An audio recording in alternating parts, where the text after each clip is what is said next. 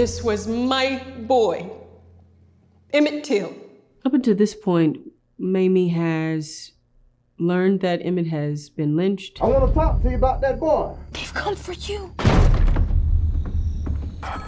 She has endured threats, and she has also made the decision to come south. So she is here in Sumner, and she has witnessed a few days of court testimonies. Mamie, did you have a son who in his lifetime was known as Emmett Till? Yes, sir. How old was he? 14 years of age. Is his father living today? No, sir. He died in service.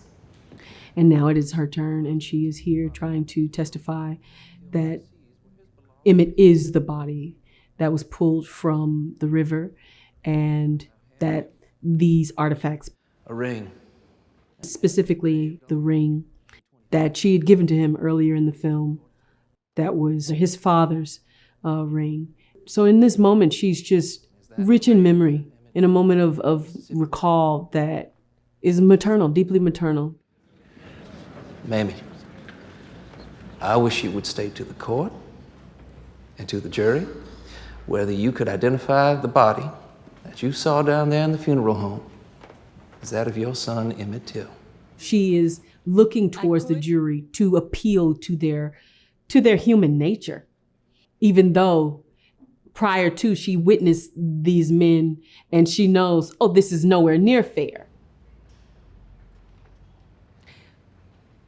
I started by laying. We definitely didn't like super rehearse this at all. I just do what I have to do. As a person who is rooted and grounded in theater, you are to know the anatomy of the scene.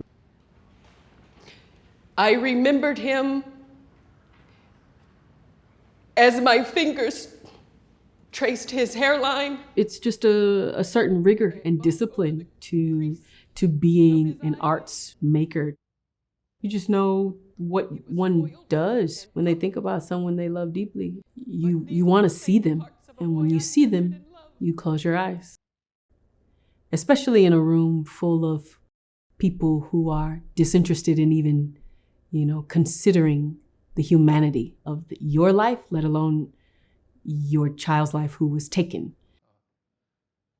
Creativity strikes, surprise strikes. Chenoya and Bobby Bukowski, our cinematographer, realized that everything we need to know is here. Everything we need to know is in this angle.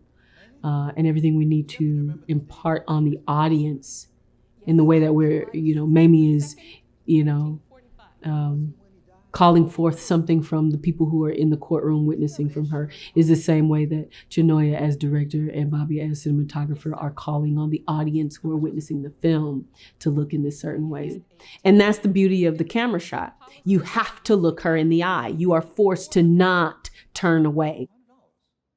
There's an undulating quality to the first half, and there's this rough rawness that begins to emerge in the second half. And she's trying to ride that fine line of remaining in her respectable nature. Below, something else is roaring, something else is dark, and that's the switch of the scene from the first half to the second. Did he attend a reform school? What for?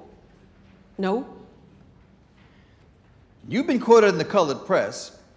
I told him several times before he left Mississippi that he should kneel in the street. And it is more uproarious, it is jagged, it is, the texture is raw, it's more cutting, it's sharp. That's what you want to do with language. That's what you want to do with pace and tone.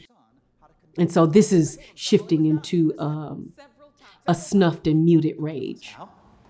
I will give you a literal description of what I told him. How coming down here, he would have to adapt himself to a different way of life. Be very careful about how he spoke and to whom he spoke, and to always remember to say yes, sir, and no, ma'am. I told him that if ever an incident should arise where there would be any trouble. In making this film, I feel as if knowing this history, as long as I've known it, experiencing the Black American experience throughout my life, and knowing that this is continuously happening every day. Knowing that the names of George Floyd and Ahmaud Arbery and Breonna Taylor, and as of late, Tyree Nichols, that these kinds of things are happening that regardless of class, regardless of locale, that this can happen to you too, to those you love.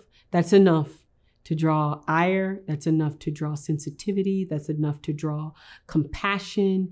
That's enough to draw all of the emotional humanity and humility that I have into having this kind of creative experience.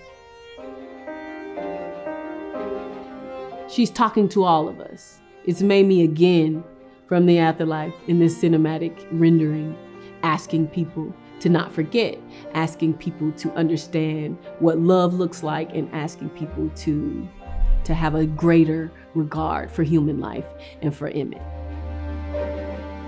Love is a triumphant action.